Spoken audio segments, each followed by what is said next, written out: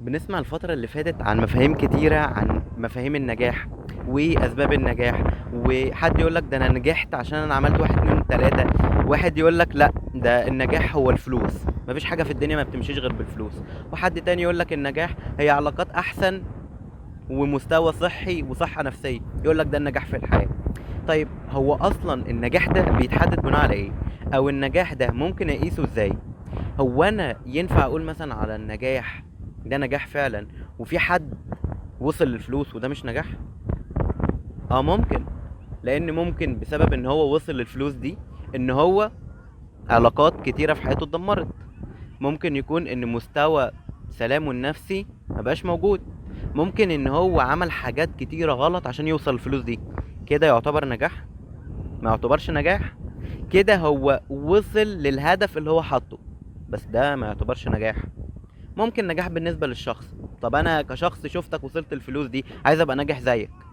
هو ايه بقى المعيار اللي ممكن اعمل انا حاجات تانية ملهاش علاقة بالفلوس اصلا ممكن اعتبر ناجح؟ بص، النجاح ممكن نقوله في هيئة نقط. ايه النجاح ده اصلا؟ اول حاجة في طريقك للنجاح من نجاح، اول حاجة حرف النون. نون جاي من ايه؟ نظام. اي حاجة هتعملها لازم تمر بخطوات، والخطوات دي تكون في هيئة ايه؟ نظام. النظام ده عارف اللي هو ايه؟ الحاجة اللي بتمشي الكون. اللي هو الساعة في ميعاد معين الشمس بتشرق، في ميعاد معين الشمس بتغرب. انا عندي وقت شغل من وقت كذا لوقت كذا. فالنظام دوت بيخلي الموضوع بيمر بمراحل ابداع اكتر. لان انت كل ما كنت منظم اكتر كل ما بقى في مساحات تقدر تستغلها ان هي تبدع. مش هتعرف تبدع في الدربكه اللي بتحصل في يومك، لان في حاجات اساسيه لازم تحصل. ممكن منها ان انت تصحى بدري، ده نظام. منها ان انت علاقاتك بناس توكسيك ما تبقاش موجوده، ده نظام. في علاقات بربنا المفروض تبقى دايما بتستمد منها طاقتك، ده نظام. هل ده موجود؟ انت اللي تجاوب. ده اول نقطه من نجاح نظام. بعد كده حرف الجيم. تيجي حرف الايه؟ جيم. جهد. ايه الجهد ده؟ ده المجهود المبذول في الحاجه اللي انا عايز اعملها، اللي هو من الاخر بنقوله السعي او السبب اللي انا ببذله في المقابل الحاجه اللي انا عايزها. اللي هو برضو بنقول مفيش حد هيوصل لحاجه من غير السبب او السعي اللي هو بيعمله. والجهد دوت بيفرق ما بين واحد عمل اللي عليه وحد مش عمل اللي عليه. في الاغلب اي حاجة حلوة انت عايزها هتبقى محتاجة جهد، وكل ما الحاجة دي كانت كبيرة ومحدش وصل لها كتير كل ما جهدها كان اكبر. فخلي بالك من النقطة دي، لاننا اوقات كتيرة بنضل فيها او ما بنبقاش عارفين فعلا ده الجهد اللي هي محتاجاه، ولا انا مش عامل اللي عليا، ولا انا مش قادر اخد خطوات، ولا في عقبة في طريقي. كنت اقول معوق. هتبقى عقبة في طريقي ان انا اوصل لحاجة. النقطة دي لازم اعرفها واكتشفها، بتفرق على فكرة. بعد كده بعد اول حاجة نون نظام، جيم جهد، بعد كده ايه؟ الف. الف ايه؟ امانة. بدون بذلنا السبب وعملنا النظام. الامانة في اللي انت تعمل حاجة هي اللي هتخلي الحاجة تكمل. لان انت ممكن تعمل حاجة متبقاش امين فيها فمتوفقش في الحاجة وما توصلش الحاجة اللي انت عايزها. دي هنا محتاجين نبص لها كده ونحط خطوات.